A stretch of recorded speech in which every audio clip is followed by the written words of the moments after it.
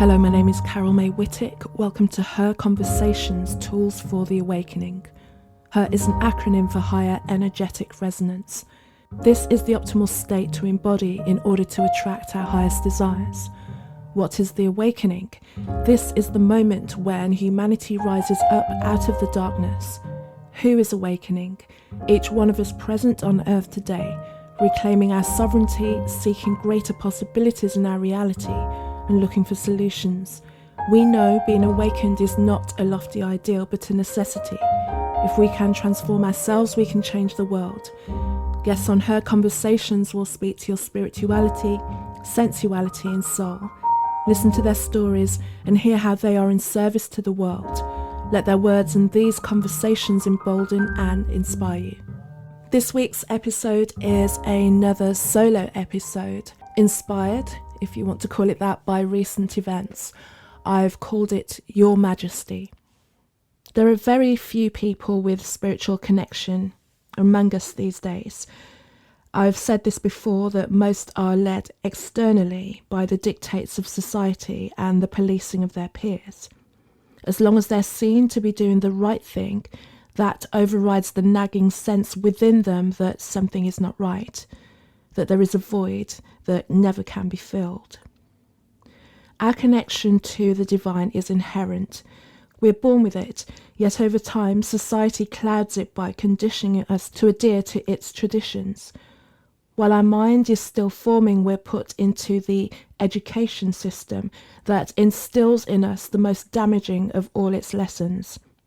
So by the time we start to venture into the world, the primary thought that subconsciously directs our behaviour is that there are people who have positions that can never be questioned, and we will spend the rest of our lives as a subject to their whims.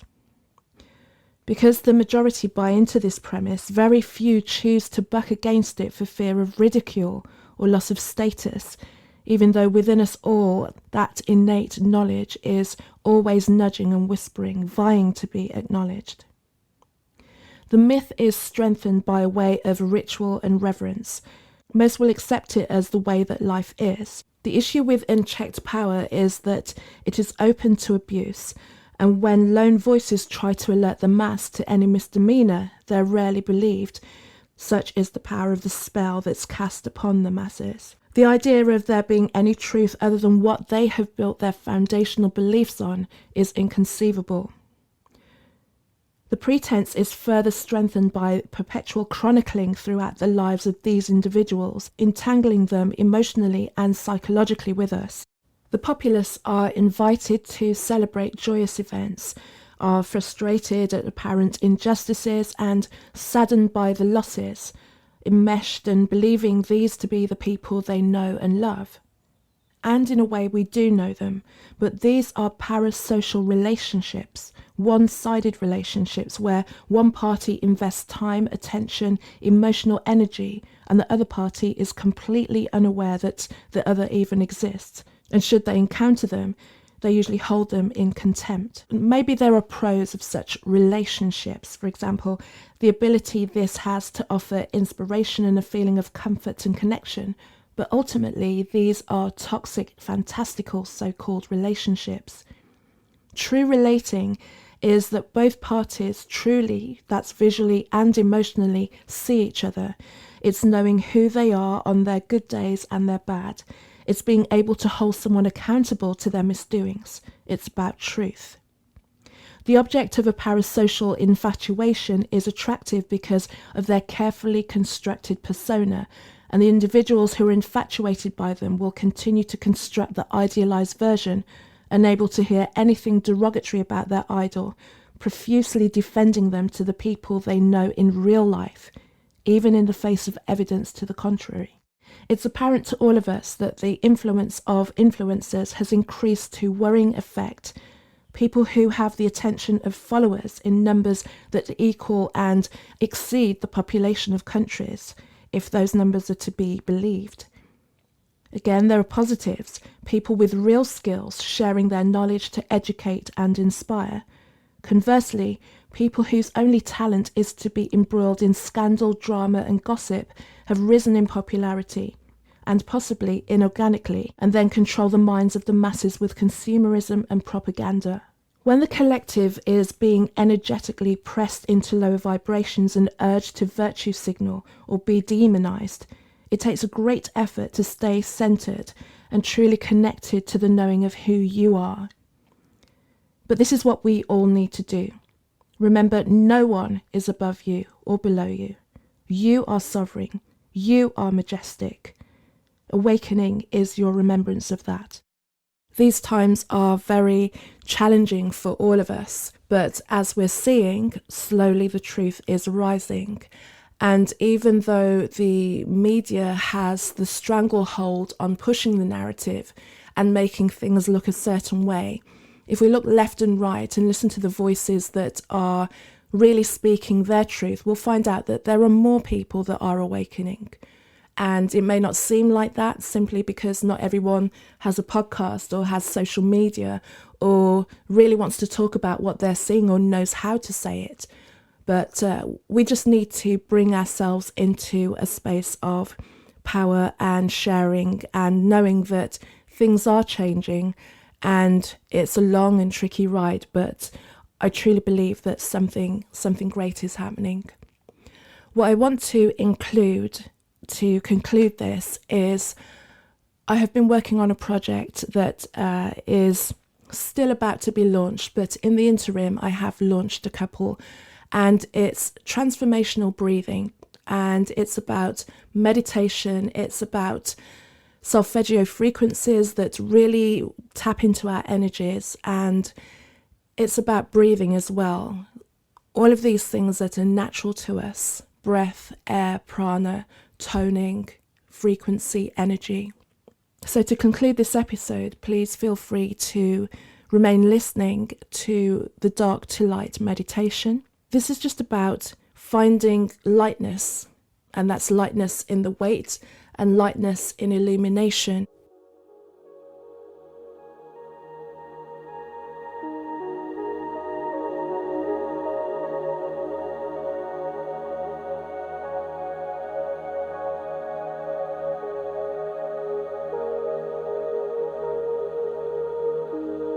Our search for truth uncovers the darkness of this world.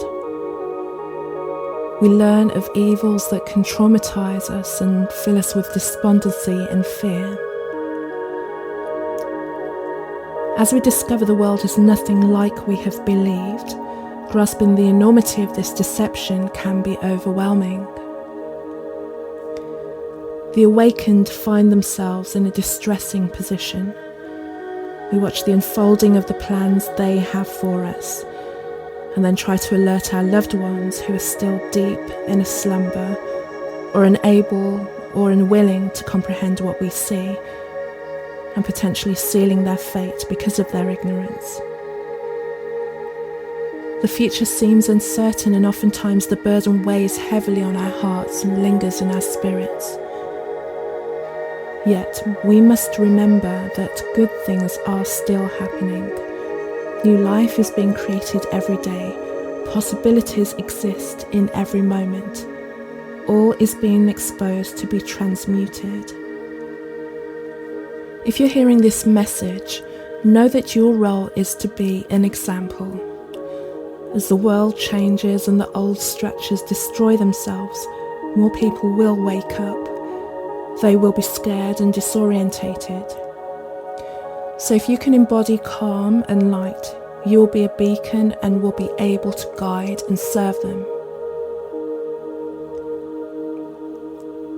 This transformational breathing practice combines the solfeggio frequency, 417 Hz, the frequency of releasing negativity, renewal and rebirth, with deep belly breathing and visualization to release the darkness and amplify the light that is in you always. You may choose to be seated, cross-legged, on the ground, in a chair or lying down. Make your choice and come to stillness. Allow your breathing to fall into its natural pattern. As you inhale, feel the breath pass in through your nostrils.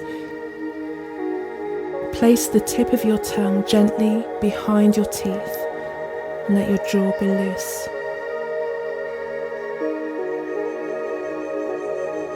Scan your body and notice any areas where you are holding tension.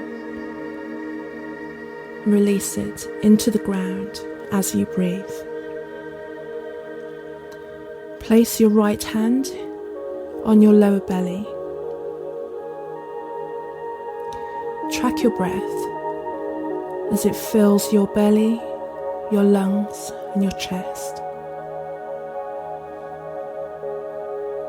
And when you exhale, empty fully. Your belly and your hand will return inward. Now we'll slow the pace of the breath. We will be inhaling for 4 counts and exhaling for 4 counts. Inhale, 2, 3, 4. Exhale, 2, 3, 4. Inhale, 2, 3, 4. Exhale, 2, 3, 4. Inhale, 2, 3, 4. Exhale, 2, 3, 4. And continue to maintain this steady pattern with your breath.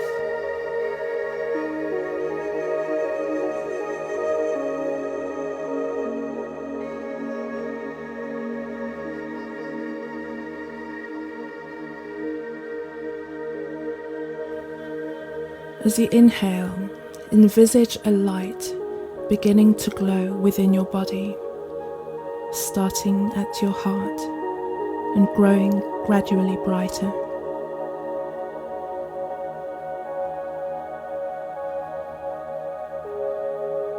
On your exhale, the light remains, and fear and tension and darkness is freed from your body.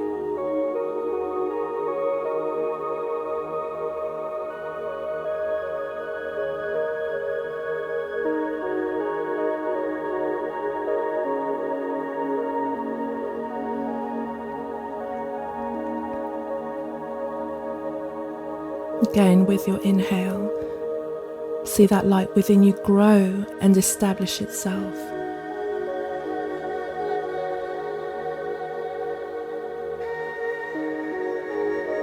And exhale, releasing the tensions, the fear, the worry.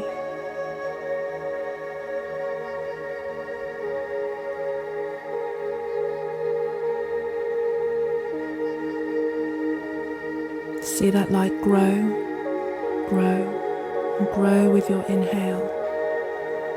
Exhale, and you can think in your mind or whisper, go, to any fear, worry, and tension.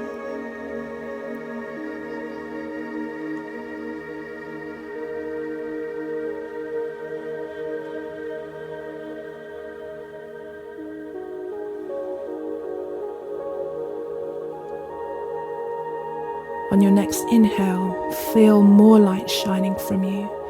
See it as golden white, sparkling, radiating from your heart throughout your entire body.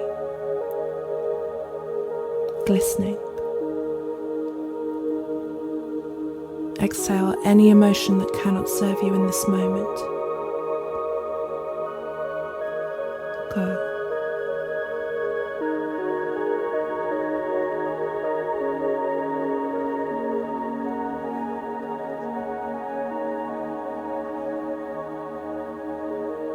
See your light glowing, banishing any shadows. See that you are luminous. See that you are brilliant, glowing, growing. Exhale fear, exhale worry. Go.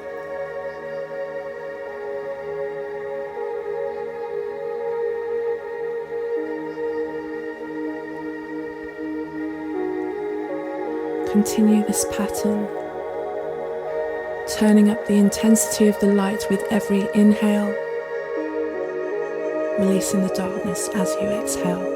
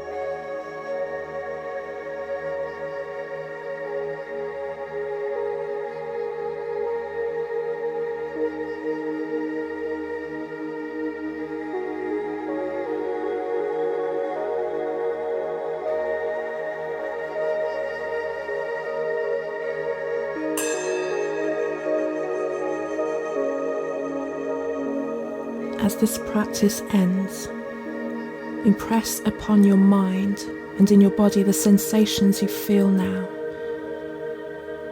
That new light, that radiance, the expansiveness, the brilliance, the love. They are with you always.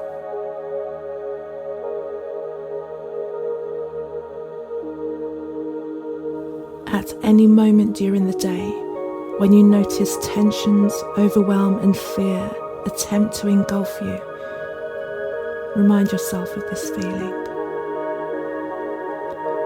Know that with each deep, complete breath, you bring the light into your body and into your surroundings. Give light, and the darkness will disappear of itself. From Dutch philosopher Desiderius Erasmus.